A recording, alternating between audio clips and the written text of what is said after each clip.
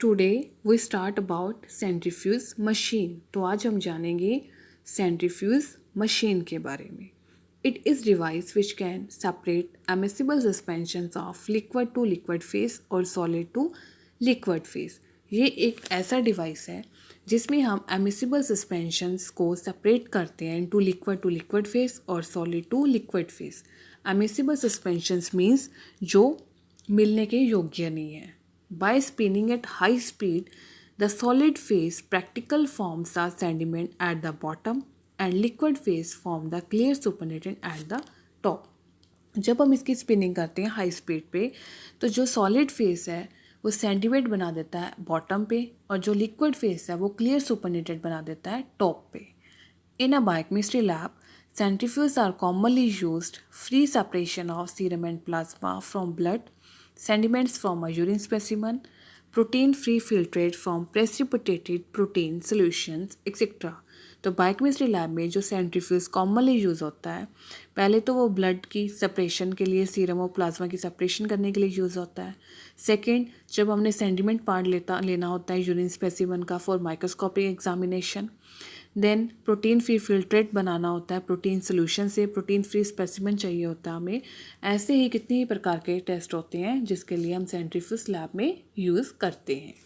The next is principle of centrifuge. The centrifugal force of spinning pushes the solid particles of high density outwards, which pack in the narrow bottom of the centrifuge tube and form a pellet. तो जो centrifuge force है spinning की वो push करती है solid particles of high density outwards में, जिससे क्या होता है जो सेंट्रीफ्यूज ट्यूब के बॉटम वाला पार्ट है जो नैरो बॉटम होता है उसमें वो सारा सॉलिड पार्टिकल कलेक्ट हो जाता है और क्या बना देता है, पैलेट बना देता है। The packing of solid particle facilitate the separation of the supernatant which is then decanted out. फिर जो सॉलिड पार्टिकल वहाँ पैक हो गया तो हमें उसके ऊपर, वो तो बॉटम था, टॉप पार्ट पे क्या मिला, सुपरनेटेड, जो मतलब क्लियर सुपरनेटेड मिल गया जिसको हमने बाद में डिकेंडेड आउट कर लिया, मीन्स निकाल लिया। The next is factors that governs the speed of centrifugation of centrifuge machine. Factors जो गवर्न्स करते हैं speed of centrifugation. The first is revolution पर मिनट, जिसे हम RPM भी कह देते हैं।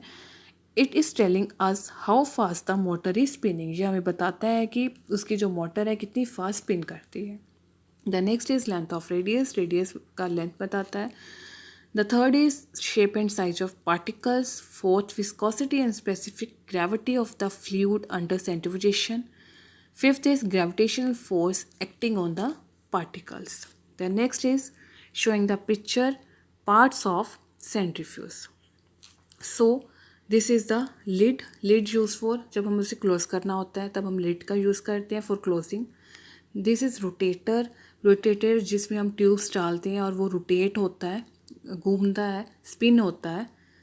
This is sample. सैम्पल मतलब ये ट्यूब्स बनी होती है जिसमें हम अपने सैम्पल वाली ट्यूब्स रखते हैं फॉर रोटेटिंग, फिर मशीन घूमती है तो हमें सीरम प्लाज्मा जो भी हमें चाहिए होता है मिल जाता है।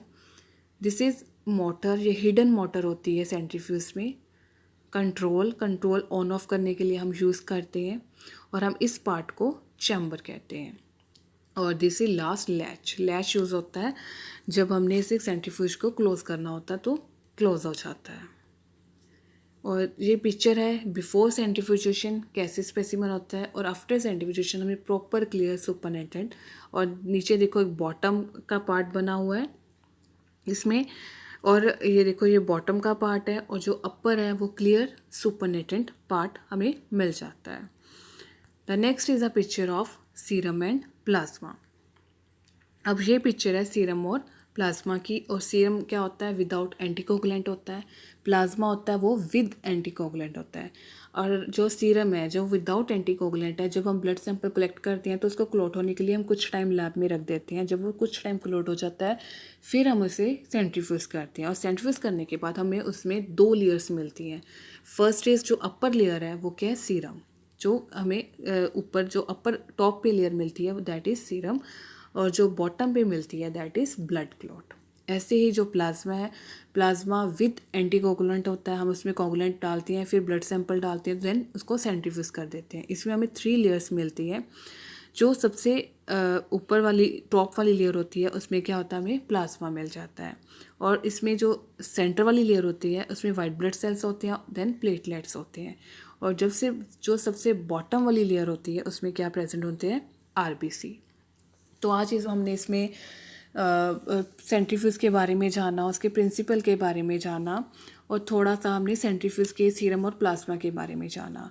और हम नेक्स्ट वीडियो में इसके प्रिंसिपल, इसके वर्किंग और केयर एंड मेंटेनेंस के बारे में जानेंगे। Thanks for watching.